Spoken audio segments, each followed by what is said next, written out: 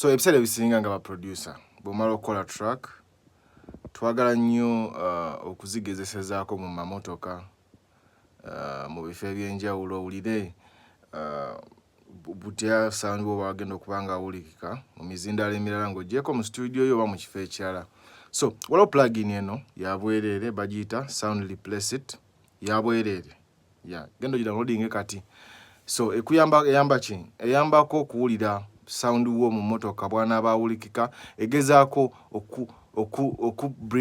okutwala kumpi ne kyewandiwulidde mu motoka yo mu living room. Katugiwulire nga teriiko.